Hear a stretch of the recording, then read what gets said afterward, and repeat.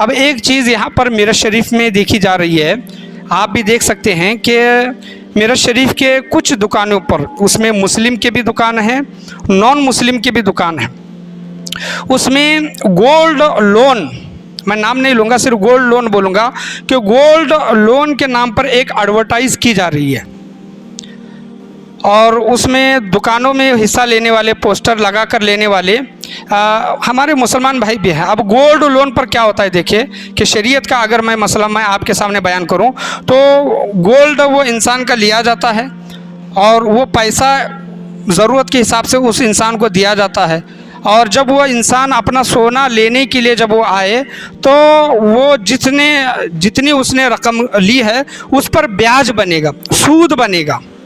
और उतना सूद देकर वो अपना गोल्ड या फिर सोना वो वापस लेना होता है। तो इसमें हमारे कुछ मुसलमान भाई भी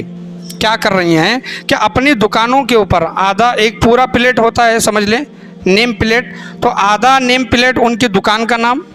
जिसकी दुकान है जो भी है शॉप की दुकान, और आधा नेम प्लेट वो गोल्ड लोन वाले का नाम, वो एडवर्टाइज़ के लिए। तो लोगों को ये क्या लग रहा है कि फ्री में मिल रहा है, हमें कुछ खर्चा वगैरह करने नहीं मिल रहा, लेकिन वो मुसलमान लोगों की मैं बात कर रहा हूँ, ख़ास करके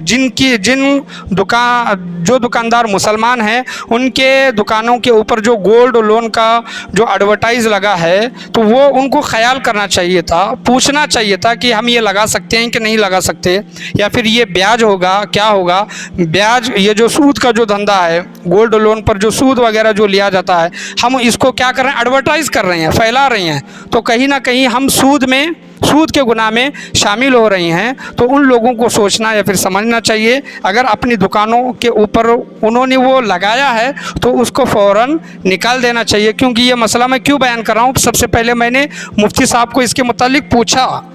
क्या ये ब्याज में या फिर ये गुनाह में शामिल होगा क्या, तो उन्होंने कहा कि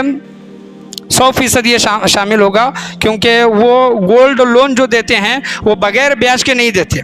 ब्याज उसमें रहता है, और ब्याज का हम एडवर्टाइज़ कर रहे हैं। तो याद रखें कि ब्याज का उसके गुनहगार हम भी हो रहे हैं। तो ऐसी चीज़ों से बचने की कोशिश करें। अगर आपके जान पहचान में, आस पड़ोस में, कांटेक्ट में अगर कोई ऐसे दुकानदार वगैरह कोई हैं तो उनको बताएं कि ये जायज़ नहीं है। आपने चंद पैसों के खातिर, चंद पैसे बचाने के खातिर एक किसी चीज़ की आप एडवर्टाइज़ कर रहे हैं, लेकिन शरीयत के हिसाब से वो गुनाह है। आप लगातार उस गुनाह में मुब्तला होते जा रही हैं, आपके नामा आमाल में गुनाह लिखा जा रहा है। उन लोगों को बताने की, समझाने की कोशिश करें। अगर फिर भी वो हमारी बात नहीं मानते, आपकी बात नहीं मानते, तो उनको सिर्फ इतना कहे कि आप जिस मस्जिद में नमाज़ पढ़ते हैं या फिर जिस आलिम साहब को आप सुनते हैं, आप ये मसला जाकर उनको पूछें।